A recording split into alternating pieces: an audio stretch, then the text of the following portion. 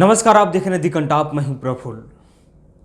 हम बात करेंगे उसी प्रदेश की जहां पे रामराज स्थापित है, जहां पे गुंडों की सफाई कर दी गई है, जहां पे कानून व्यवस्था एकदम चाक चौबंद है।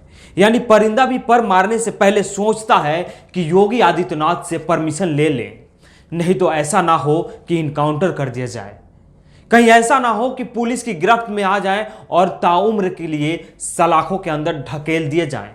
इस कदर शासन व्यवस्था वहां पे सक्रिय है कि समझिए कि गुंडा या मवाली या हत्यारे तो दूर दूर तक नजर नहीं आते हैं। लेकिन उसी उत्तर प्रदेश में आए दिन किसी ना किसी की मर्डर होती है, किसी ना किसी को मौत के घाट उतार दिया जाता है। कभी प्रशासन के गुंडाई के आगे, तो कभी गुंडों के खौफ के आगे, तो कभी प्रशासन के डंडों से किसी की मौत होती है, तो कभी गुंडों की गोली से किसी की मौत होती है।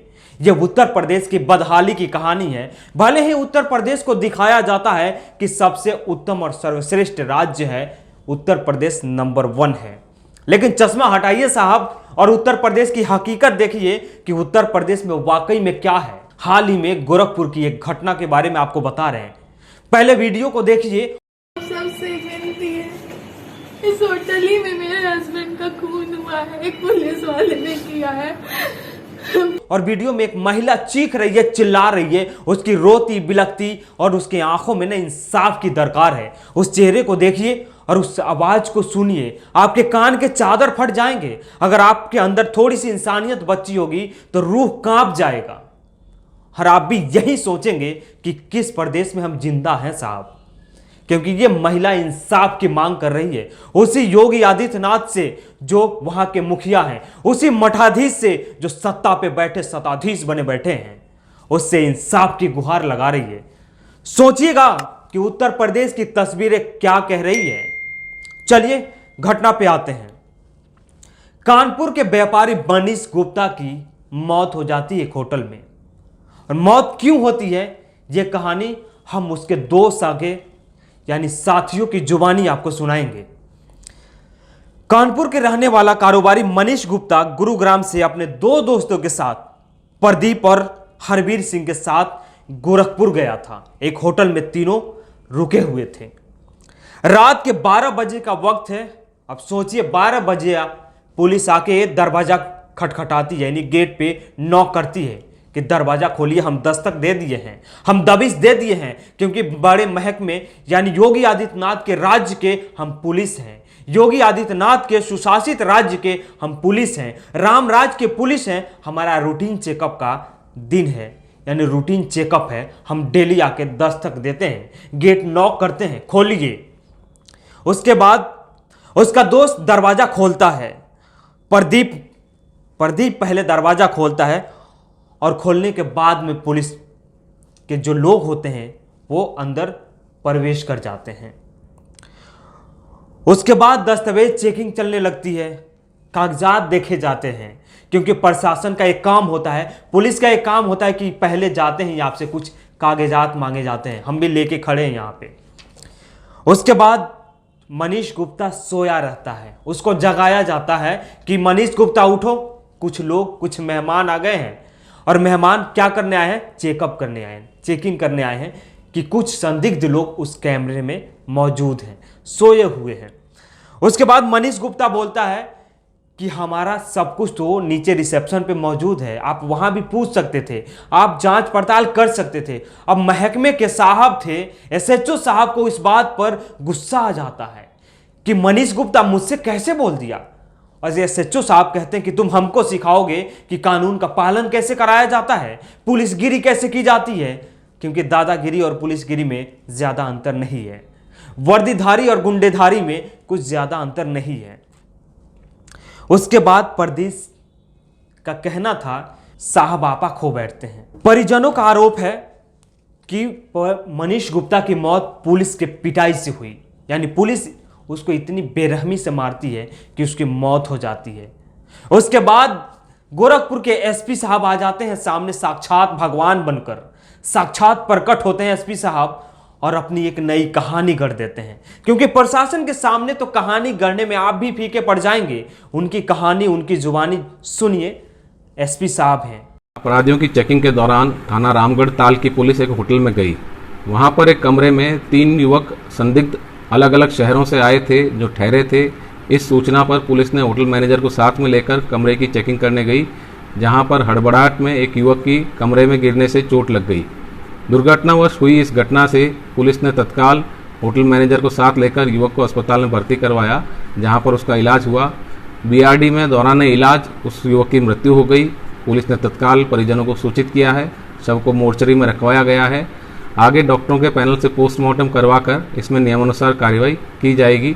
फिलहाल ये युवक किस पर्पज से, किस कार्य से यहाँ आए थे, इसकी जांच की जा रही है और किसके साथ ये यहाँ रहे थे, कितने दिन रहे थे, इस संबंध में जानकारी कर आगे कार्रवाई की जाएगी। तो सुना आपने एसपी साहब क्या बोल रहे हैं कि दहशत में आकर मनीष गुप्ता हड़बड़ाकर भागता है और गिर जाता है और उसकी मौत हो जाती है।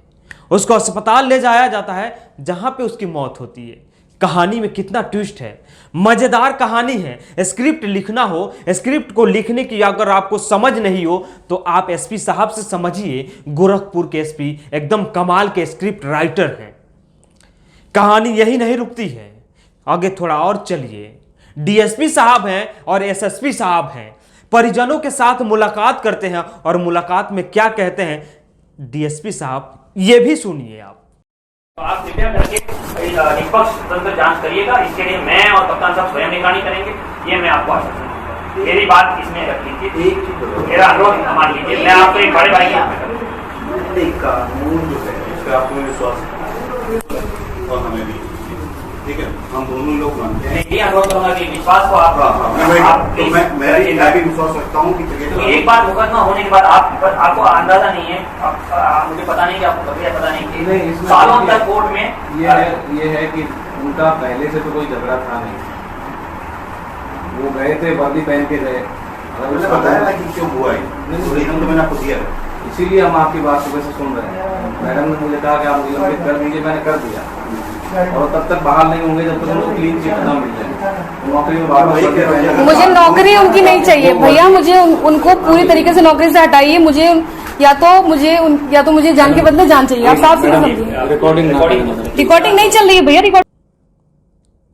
तो सुना है आपने क्या कहते हैं। ये बात तो वाकई में काबिले तारीफ है डीएसपी साहब की कि उनसे बढ़िया कानून के बारे में हम और आप क्या जानते हैं, उनसे बढ़िया अदालत का चक्कर काटने के बारे में हमें और आपको क्या मालूम है। डीएसपी साहब और एसएसपी साहब तो कानून की बारीकियों को करीब से देखे हैं। वो बता रहे हैं कि कोर्ट का चक्कर काटते काटते लंबा समय लग जाएगा, मामला रफा दफा कर लेते हैं, कुछ मुआवजा दे लेके मामले को खत्म कर देते हैं। उन 6 पुलिसकर्मियों के बारे में सोचिए जिन पे आप एफआईआर करने जा रही हैं।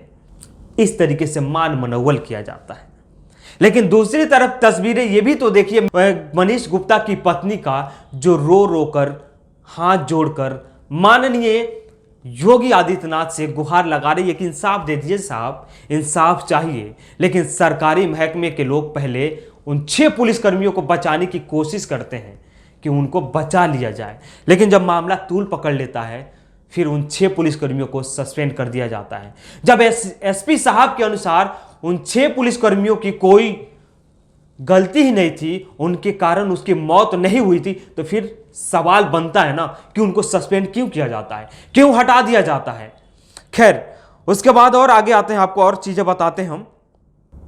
उसी होटल के कमरे में यानी मनीष गुप्ता की तस्वीर भी वायरल हो रही है, जिसमें मनीष गुप्ता सोया रहता है और पुलिस खड़ी होकर वहां पे कुछ डॉक्यूमेंट देख रही है, यानी कागजात देख रही है। उसके बाद मनीष गुप्ता को जगाया जाता है। आप सोचिए, मनीष गुप्ता की मौत ऐसे नहीं होती है। सवालिया निशान तो है प्रशासन पे, पुलिस पे, आपकी कार्रवाई पे साहब। उसके बाद वो 6 नाम भी सामने आते हैं कि वो 6 लोग कौन कौन से हैं पुलिसकर्मी। आपको चलिए नाम भी गिना दूं मैं। वो रामगढ़ ताल थाने के एसएचओ जगत नारायण सिंह हैं, साथ में अध्यक्ष मिश्रा, अक्षय मिश्रा हैं, विजय यादव हैं, राहुल दुबे हैं, कांस्टेबल कमलेश यादव हैं और प्रशांत कुमार को सस्पेंड किया गया है। ये 6 पुलिसकर्मी हैं जो वहां पे मौजूद रहते हैं। उसके बाद एफआईआर दर्ज होता है 6 के नाम से। उस एफआईआर में भी धोखाधड़ी किया जाता है, उस एफआईआर में भी फर्जीवाड़ा किया जाता है। वो भी तस्वीरें आपको मैं दिखाऊंगा, एक एप्लीकेशन है, उसको गौर से देखिएगा। उसमें लिखा गया कि मेरे पति की हत्या की जाने के संबंध में, ये मनीष गुप्ता की वाइफ लिखती है। महोदय, अवगत कराना चाहती हूँ कि मैं मीनाक्षी गुप्ता, यानी मनीष गुप्ता की वाइफ है मीनाक्षी गुप्ता, 6 लोगों पे एफआईआर दर्ज करती है, लेकिन 6 लोगों के जगह पे मात्र 3 लोगों का नाम एफआईआर में दर्ज होता है। यह देखिए कैसे लीपापोती किया जा रहा है। आखिर किसको बचाने की कोशिश की जा रही है? वो 3 लोग क्यों गए थे गोरखपुर, इसकी भी जांच होनी चाहिए। लेकिन पुलिस इतनी बर्बर कैसे हो सकती है, इतनी क्रूर कैसे हो सकती है, इसकी भी जांच होनी चाहिए। जब रक्षक ही भक्षक बन जाए तो आप किसके पास जाइएगा गुहार लगाने? जब रक्षक ही यानी वर्दीधारी ही जब गुंडागर्दी करने पे उतर जाए तो फिर किससे आप इंसाफ की उम्मीद रखेंगे? यह भी जो सोचने की जरूरत है। अखिलेश यादव भी मीनाक्षी गुप्ता से मिलने पहुंचे। उसके बाद में सुप्रिया श्रीनेत ने भी अपना एक ट्वीट या एक बयान जारी किया है, क्योंकि उत्तर प्रदेश रामराज्य है और रामराज्य में कहीं कोई घटना नहीं होती है, कहीं कुछ नहीं होता है। ना किसी महिला के साथ बलात्कार किए जाते हैं, ना कहीं किसी के साथ कोई अमानवीय व्यवहार किया जाता है, ना किसी को मौत के घाट उतारा जाता है। घटनाएं समझिए कि ही घटित हो जाती है। तो खैर, गोरखपुर की वीडियो है, वहीं से हमारे योगी आदित्यनाथ भी हैं, वहां से सांसद भी रह चुके हैं और अभी देश प्रदेश के मुख्यमंत्री हैं और सबसे प्रतिष्ठित पार्टी के नेता भी हैं, सबसे राष्ट्रवादी पार्टी के नेता भी हैं, जो लोकहित में लोक कल्याण में काम करती है। लेकिन मीनाक्षी गुप्ता को इंसाफ कब मिलेगा, इसके लिए हम नजर बनाए रखें और हम आपको बताएंगे कि इंसाफ होता है या नहीं होता है, या फिर मीनाक्षी गुप्ता भी ऑफिस का, कोर्ट का,